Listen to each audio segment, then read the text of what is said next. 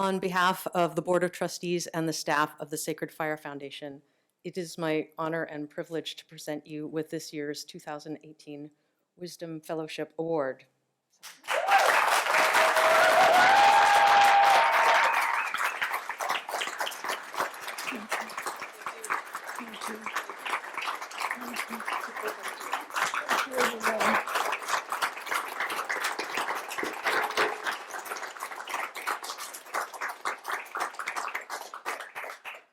You're waiting for me to speak, are you?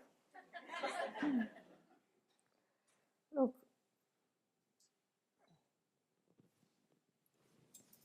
ngā mihi tuatahi nena me katoa. Tātou mati haere, haere, haere.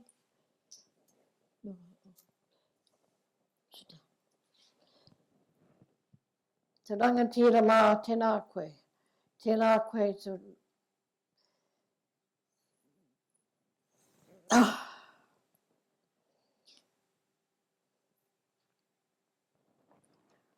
Ni kui mā, e koro mā, tamariki mā.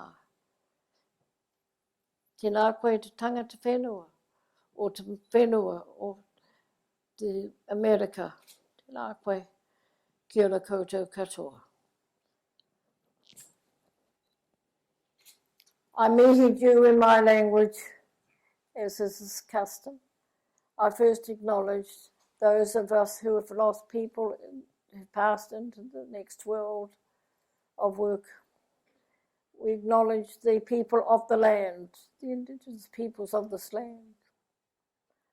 Because without acknowledging them and respecting them, I cannot be here tonight to talk to anybody. So if any of the indigenous peoples of this area, please come forward, make yourself known to me after this. We acknowledge the women and the men who have walked the path of working together. And we acknowledge our children that are here, and I notice there's quite a few children here tonight. So we have to acknowledge each and every one of us. So that was what I did in my language, which is customary to do.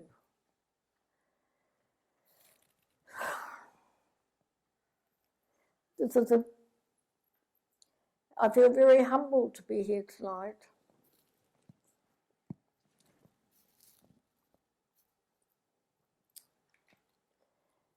"30 years ago, we came with the Maori exhibition to San Francisco, my husband and I, with the Tira of Taki Temu.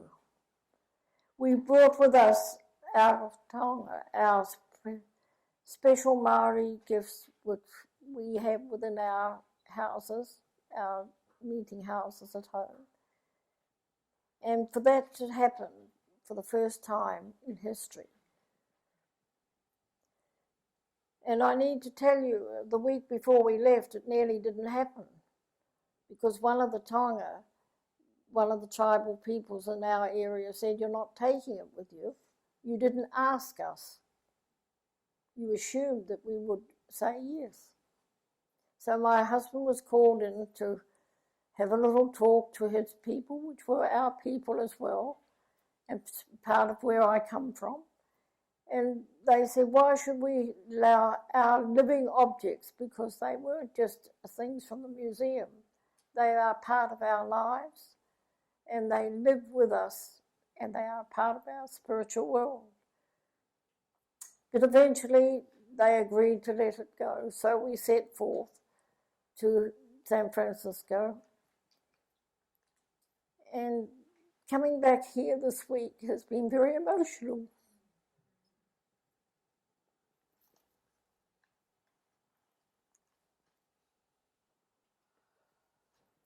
Because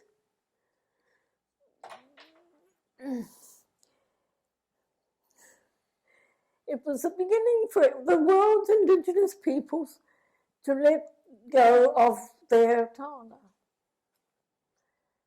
And their taonga means whatever is culturally acceptable for each tribal group around the world was always kept close to their hearts.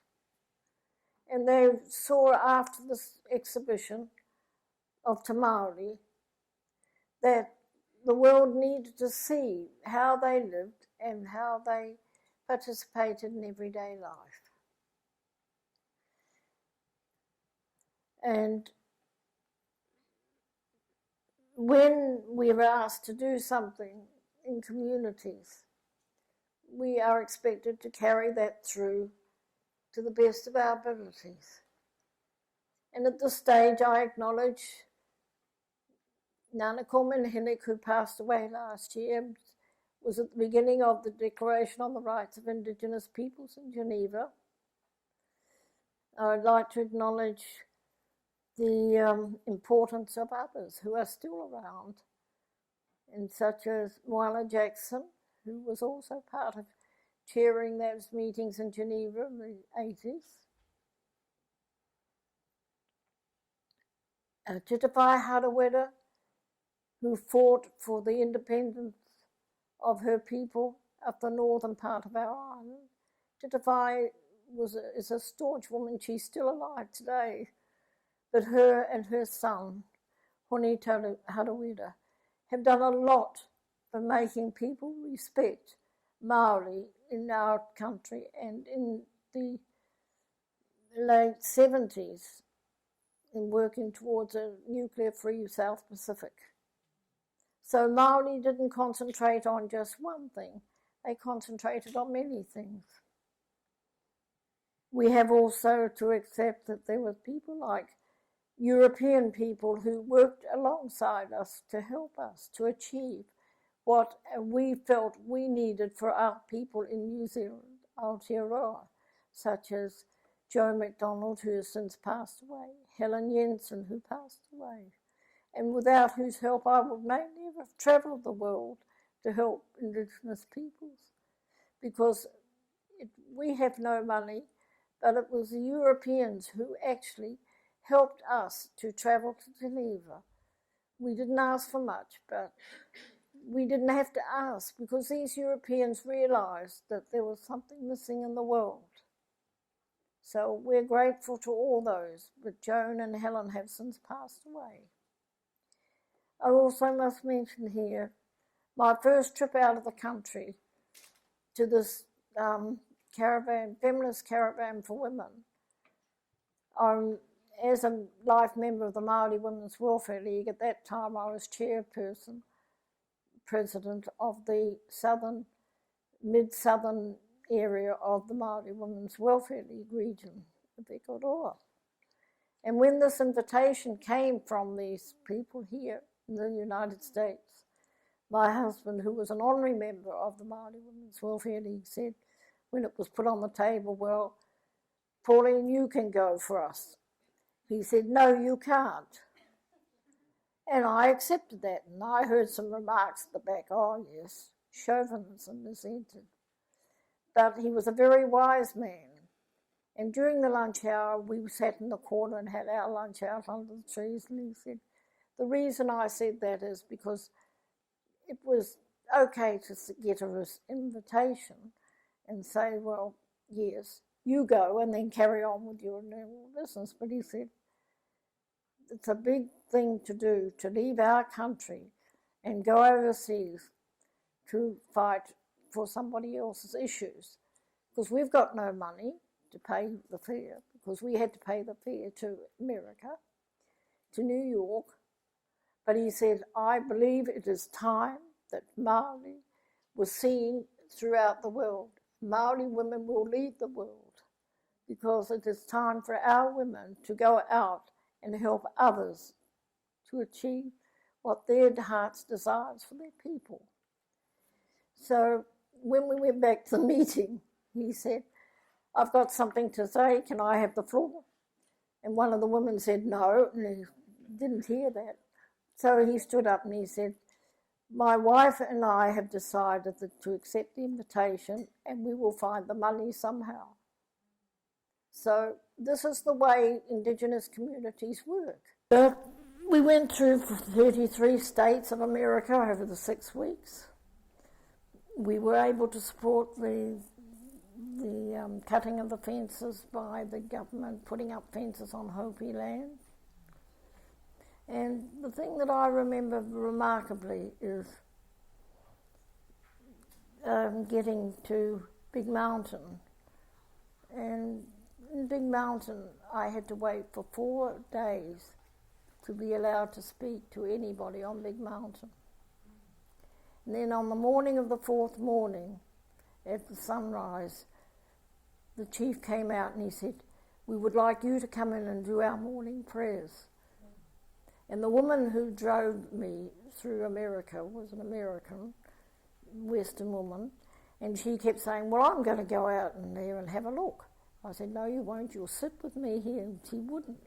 But I sat in the sun for 3.5 days to the 4th morning, because we know what it is to.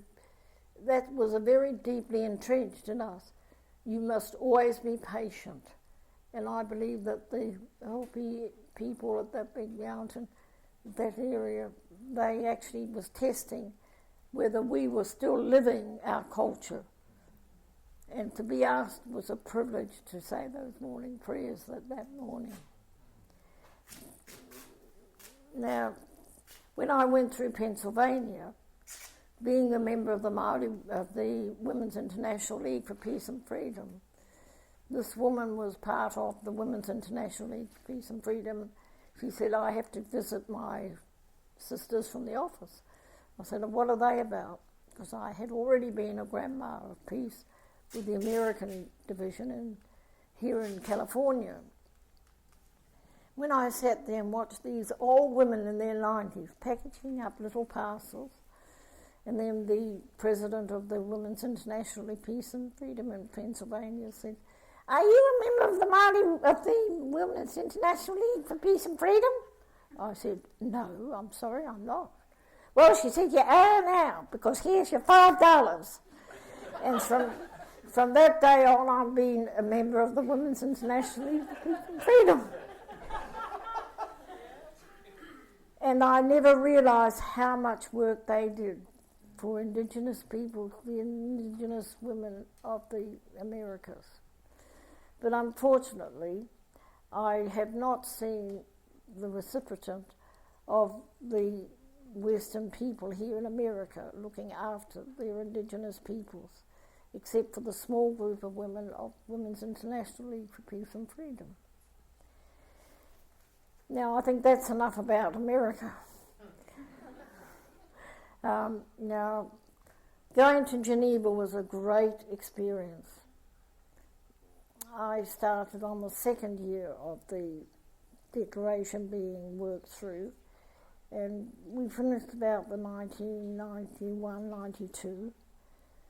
But meanwhile, as it was going through, the governments of the world would not accept the S on peoples. They kept throwing out the document saying, "Well, there's nothing different. Peoples is people."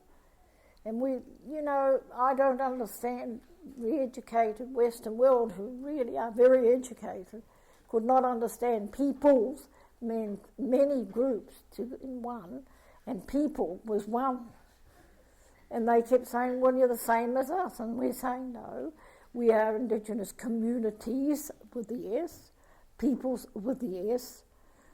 And that took so long to get that written into the document. As everybody knows, now we're all waiting for all the 190 plus countries to ratify the Declaration on the Rights of Indigenous Peoples.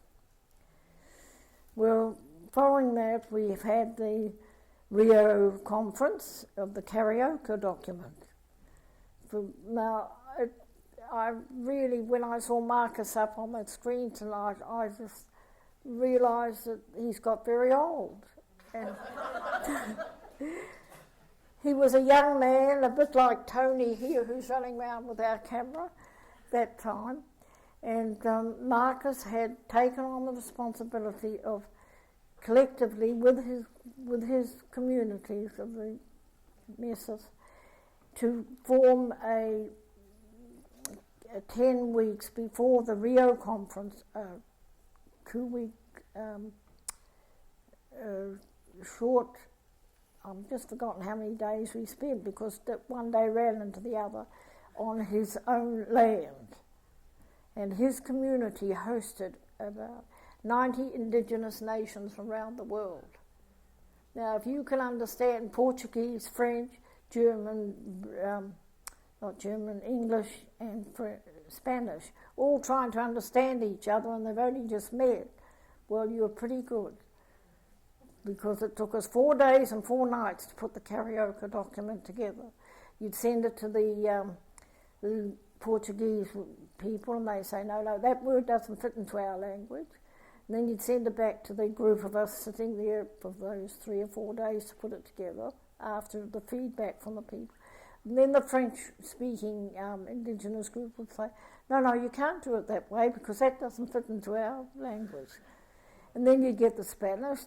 Well, indigenous and Spanish is slightly different to indigenous and English. So when you got all those 4 languages, it was a very challenging. But I'm so proud to be a part of that group that Marcus Traynor brought together. And that was the first indigenous document in the UN, was the Carioca document. And you can find it online. Please read it, because that has challenged many governments. And our government in Aotearoa has only in the last few years signed on to it, but our next effort will be the ratification of that document. And I'm hoping that our new Prime Minister may understand that we need to ratify it at the UN.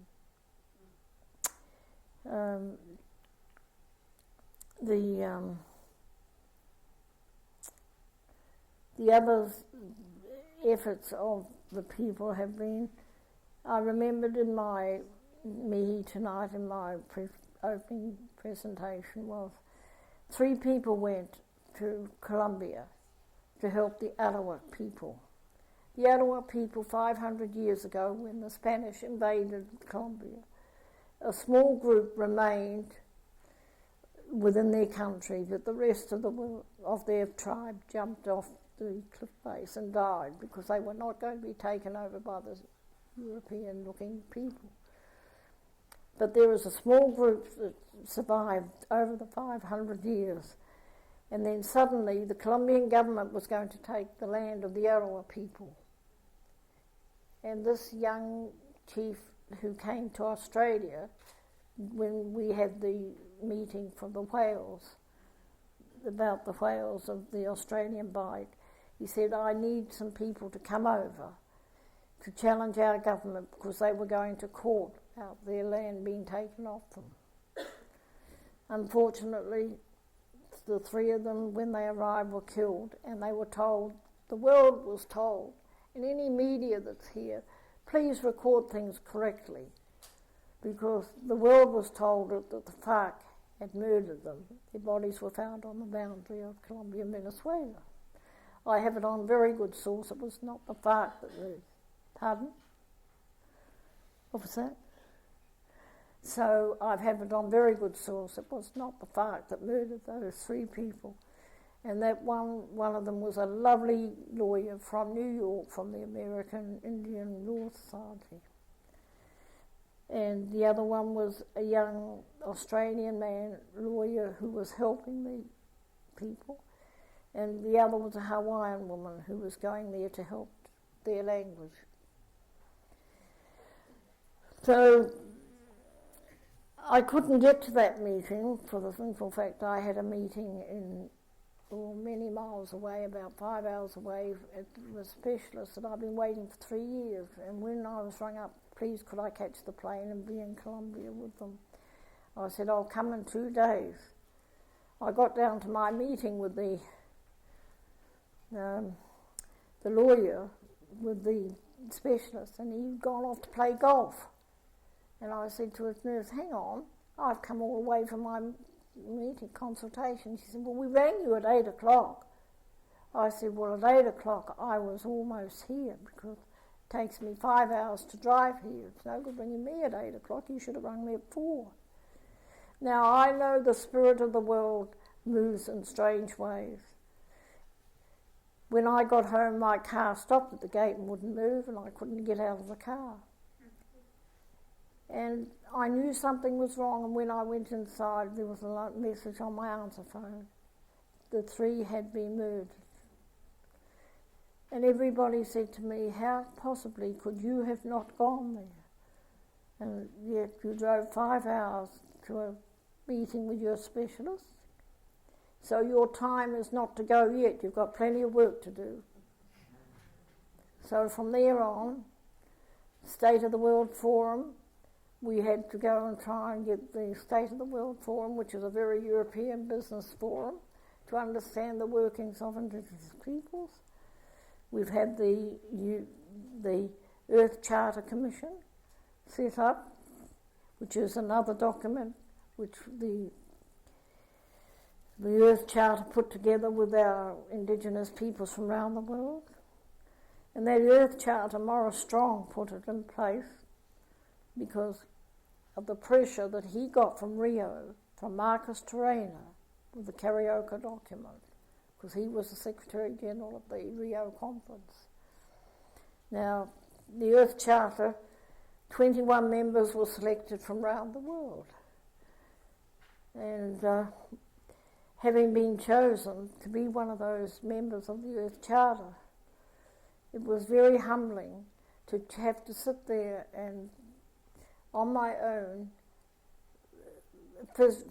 physically, but knowing there were millions of our Indigenous people's expectations was that we would get an Earth Charter which encompasses also their concerns.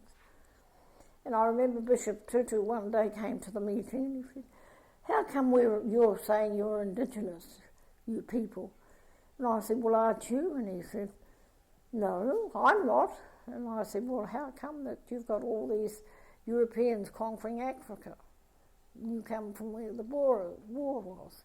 Oh, he said, now I understand what Indigenous means. It's when people come in and take over your country. So it was a lot of, we have had to work together.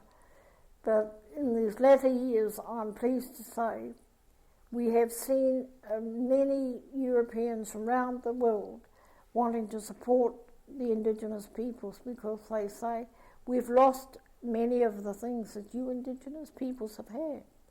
I said, you haven't lost it, it's sleeping within you.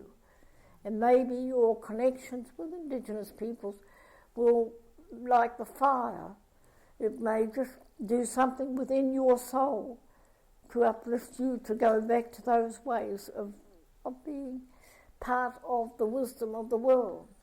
I don't claim that all Indigenous peoples are the only ones that have the wisdom. I believe that we all have it, but we all need to come together to share what is sleeping and what is actually living. And I've seen this in the Eastern Institute of Technology in my area of Tarada. 31 years ago, or 32 years ago, the Institute went from a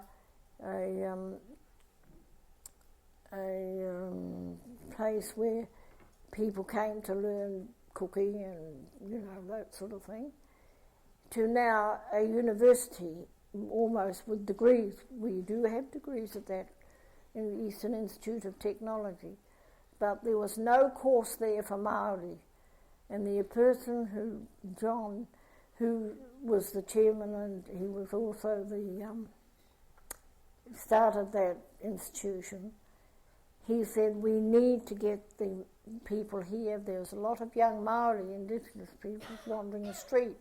And he said, if we don't do something, we're never going to get anywhere.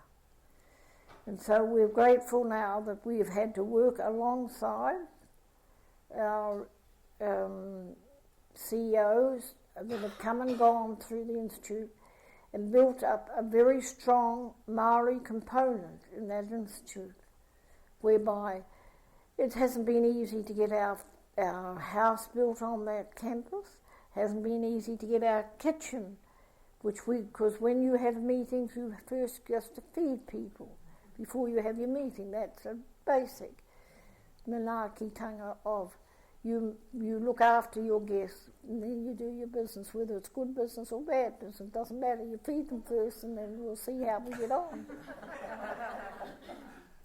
So I'm paying my respects to the Eastern Institute of Technology. As an elder there for the last 30 years, I've seen the progress of working with non-Indigenous sector in education and Indigenous sector. And Joseph Torito, who was a former director of the Maori campus, has been a wonderful asset to us, that he has been very supportive as a tutor and in charge of the Maori section, as also a Maori, pushing his own hierarchy to look at putting things together like that. And that is where I would like to see a lot of non-Indigenous peoples realise that if things like that happen, they benefit as well as Indigenous peoples. The Grandmothers for Peace, the 13 Indigenous Grandmothers for Peace, and at this last week, Grandmother Julieta just passed away into the next world. Well, they have done marvellous work going around the world and talking about how the 13 different grandmothers have worked together. I mean, I don't say it's all harmony. As an ambassador for the grandmothers, I've had the privilege of watching these women. They're strong women. They're very, very straight up and down, of not moving away from their culture. And I've seen young people drifting towards the grandmothers because they've seen something they've lost in their own homes, because when you have, in this modern world where you have to walk two pathways, when you are an Indigenous person and you've got to find food and work for your family, it's usually in a Western culture, and they've got to move to a city from their rural areas. That's not easy. Also, when in Mexico, one year we saw Monsanto going amongst the farmers, trying to get them to sign on that they'd sell all their seeds to Monsanto. But there were some very astute Mexican farmers, Indigenous farmers, who thought, hang on, we sell all our seeds to them, what are we going to grow? We have to buy the seeds back next year from Monsanto. So these are the corrupt things that are happening to Indigenous peoples. In the Zapatista resistance movement, Rigoberta Menchú is another person I would like to pay high respect to. She was a young woman when she was made a Nobel laureate. And anybody who knows what the Nobel laureate is given to you, you have to form a foundation, because the money doesn't belong to you to spend nilly-nilly. And she did that in memory of her father, who was assassinated.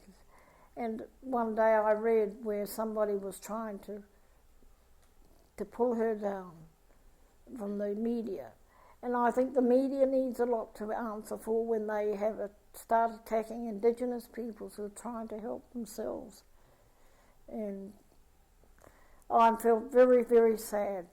But when the Zapatista resistance movement started, she had created Chief Oren Lyon.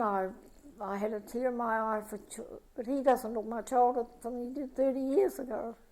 Maybe it's he likes dancing. Maybe that's kept him young. But when Rigoberta Menchú sent the call out to her Indigenous Initiative for Peace to come immediately, and we would try and do a peace between the Zapatista and the government, we turned up and we painted a big white sheet, peace, Indigenous peace, and put it on the caravan, and we drove in. It was really sad to see 10 to 12-year-old boys with these guns, some supplied by Russia, some supplied by the United States, the two opposite sides. And it was, yeah, I couldn't believe what had happened with some of the Indigenous people. We found up in the mountain women who had been raped by the army, young army. Old women of 60 years of age and more were raped. by the army, and the Zappa sister was trying to help them to get out of the clutches of the Mexican government at the time. And when you walk into a camp, which one of the churches had set up to help these old people who'd been attacked, and you saw these old men who were husbands of these women crawling on the ground, tears in their eyes because their wives had been raped and they couldn't do anything about it. That will always live in my mind. What is use of war to prove that you're greater than somebody else?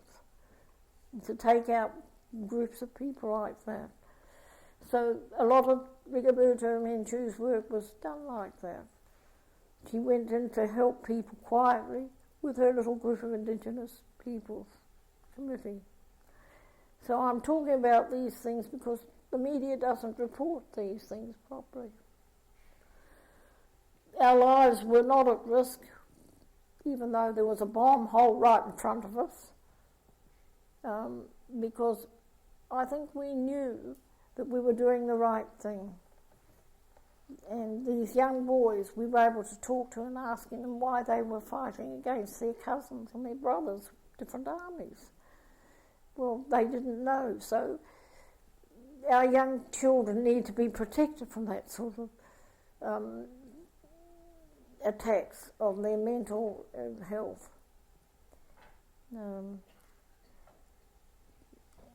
When I was in Algeria for a conference, the Western Sahara people met with me asking would we help them, because they have had their land taken by the Moroccans, and they have been living in camps on the desert of the Western Sahara for many, many years, and nobody's doing anything for them.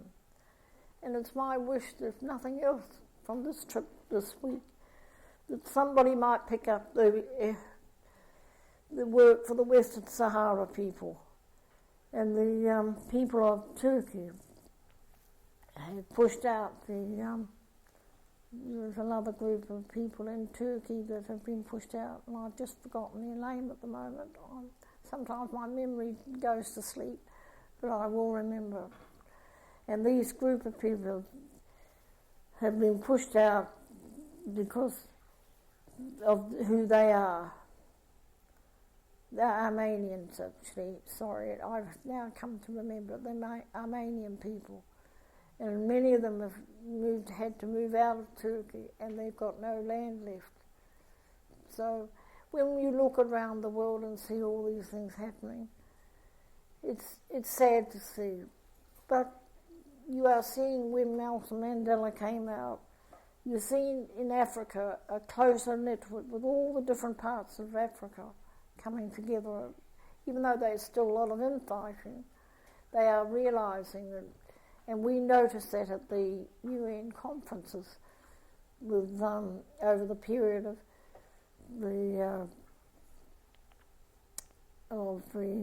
human rights meetings and the Declaration for Indigenous Peoples, that the African countries would support Indigenous peoples. And one day we did find that the governments of the Western civilization didn't like that, because they could see the strength of how countries bounded together by their boundaries can have an effect on the Western world. And finally, I'd like to pay respect to Katie Jews and Rob Green, who Katie's kitchen table was where the World Court started project for the use or threat of use of nuclear weapons. And at this time, the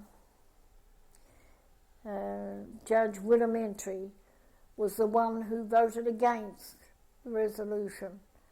And normally when you have a World Court sitting, you come united with a decision. But Judge Willamentry disagreed with the Western powers, who said, every sovereign state has a right to use nuclear powers. He didn't agree with that. So it was not a unanimous decision that states could use nuclear weapons. So I could go on all night, but I think this is it. I think I need to stop and say thank you to the Sacred Fire Foundation for this beautiful honouring of Indigenous peoples around the world by tonight's presentation of this beautiful gift which belongs to every Indigenous person that is here. And thank you all for coming, and as is the custom for our people, when we finish our little speech, we have, you make a sandwich, you've got 2 slices of bread, and you could decide, do I put honey on it or do I put jam in the middle? Well, I've done the pieces of bread part. My sister and I will do the middle part. Yeah. Go on, you start. Come on. Tahine kahautino nami naya lengo keile na maere wala aere maira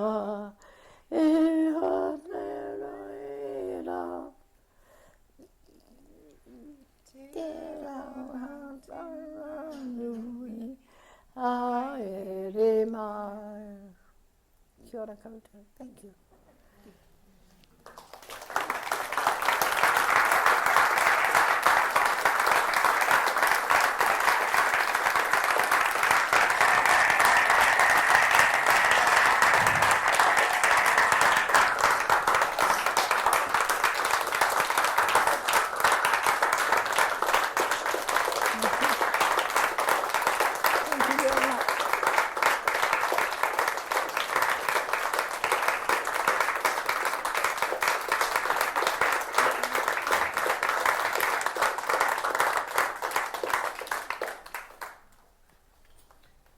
Thank you, everyone, and especially thank you, Pauline, and thank you, Diana.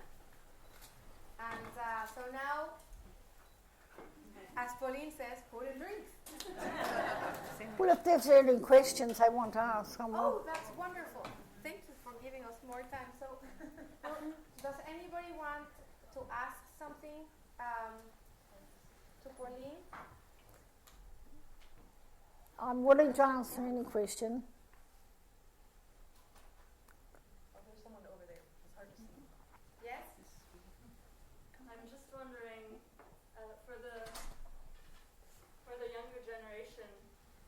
Aspiring to be involved in work to heal the world and to contribute to the work done by this wonderful generation, what the first steps the younger generation can take to be in touch with the elders and be involved in the work, if you have some advice. What was the question? I couldn't quite hear the ask. Just a minute. She would like to know what would be the advice you have for younger generations nowadays, so that we could take care of things? Right. With younger generations, they must connect with an elder.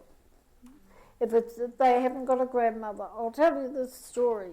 This will tell you how to do it. Last year I was invited to the Uppsala conference in Sweden. And they were for young people between 16 or 18 and 25. And out of the 250 people there, we sat round the fire and we talked. And anyway, during one of the sessions, I said to them, how many of you have contact with grandparents? Only less than half the room put their hand up. And one boy said to me, what is a grandparent? Now these were European boys and girls. They were not Indigenous. And this boy said, what's a grandparent? And I realised then we've lost a whole generation of contact with elders and the youth. And my answer to your question would be, make sure that you find an elder. It doesn't matter whether it's your grandmother by blood birth or whether it's somebody in your community. Go and seek one out. And another boy said to me, you know, I've got a grandmother. I go around every month and she makes it, puts the biscuits on the table, makes me a cup of tea and then walks out. And I said, well, what's the problem? And he said, well, she doesn't talk to me. She's very nice, and she said, lovely to see you, and then she goes off and does her little thing.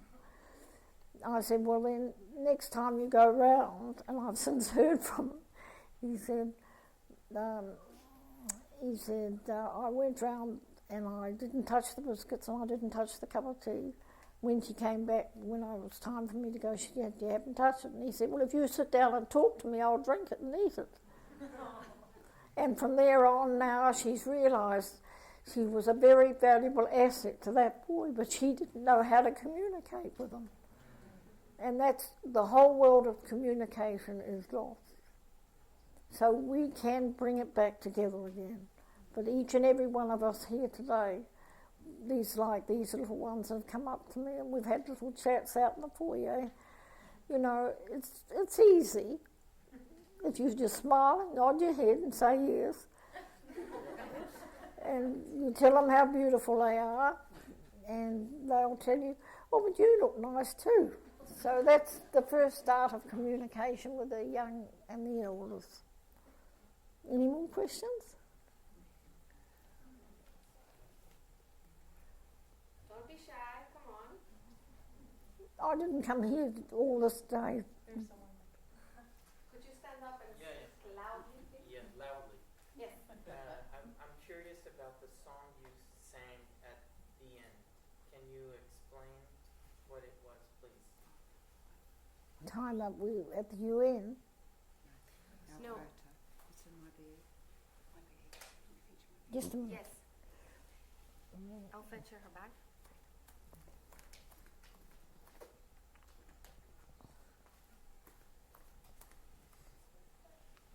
You want to know what the waiata means?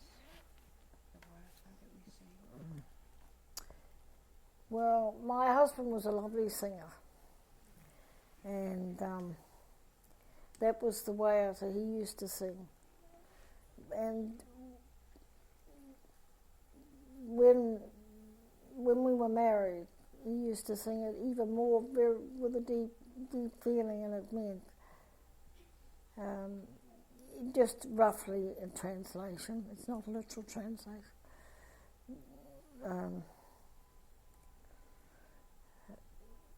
I love you very much, but you turn your head away because you're afraid of love, which is so deep. But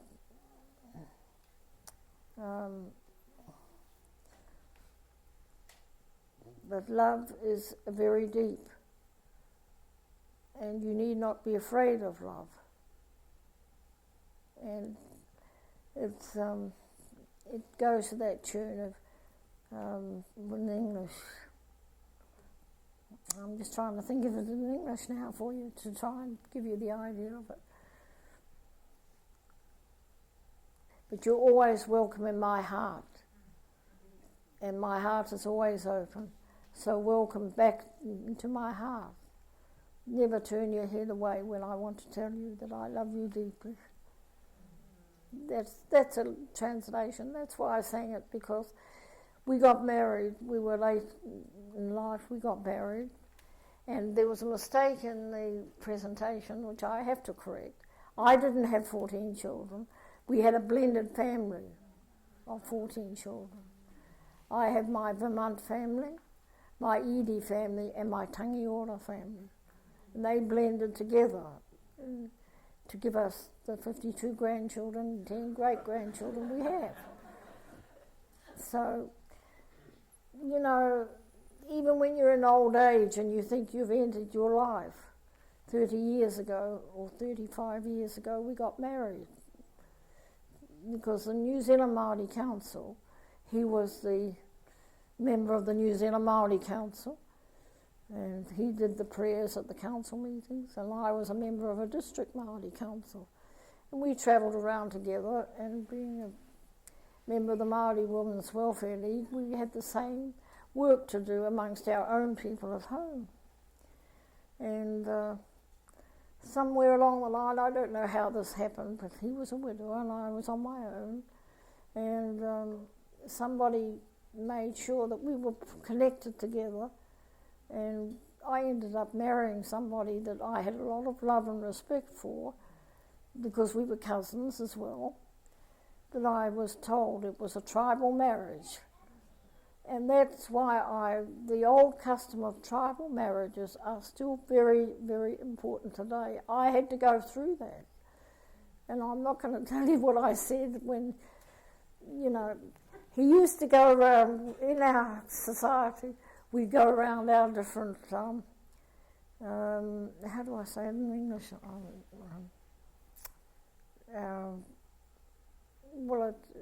It's like our reservations in America. They're called marae at home.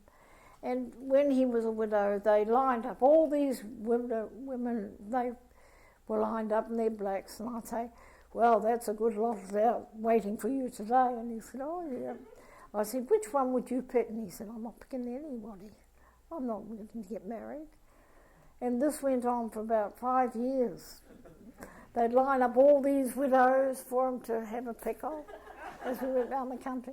And I know some of them would have loved to have been his husband, his wife, because he was a beautiful man, not only in his work, but in his soul.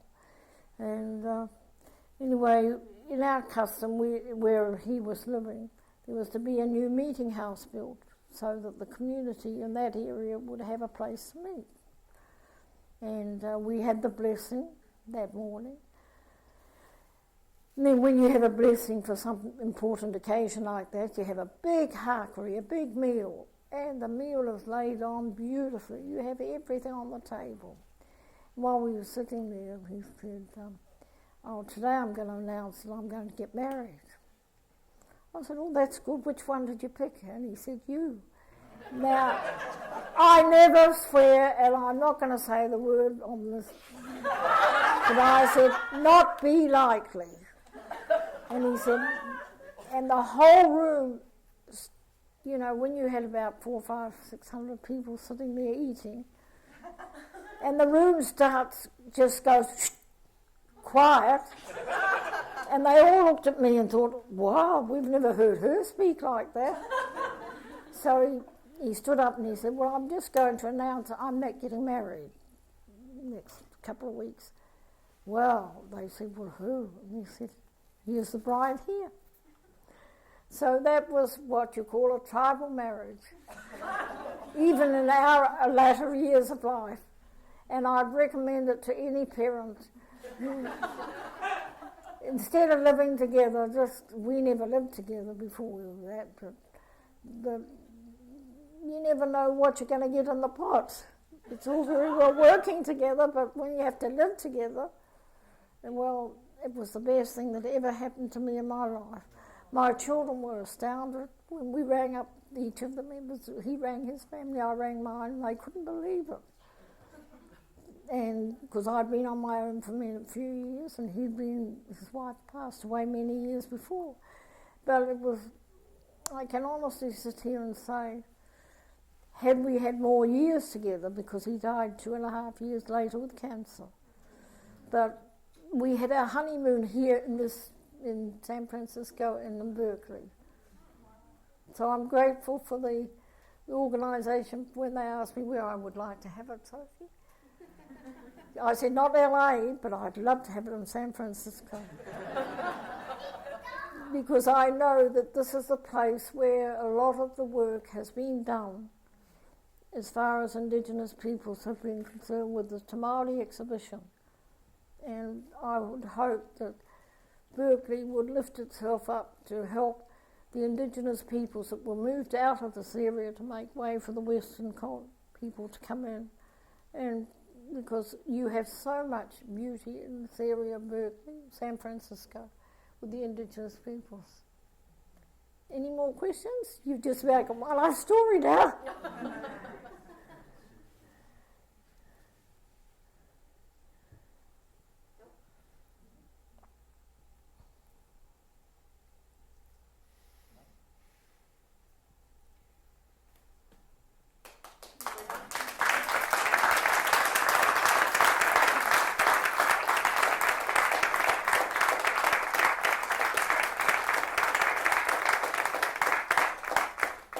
And may the Sacred Fire Foundation go from strength to strength.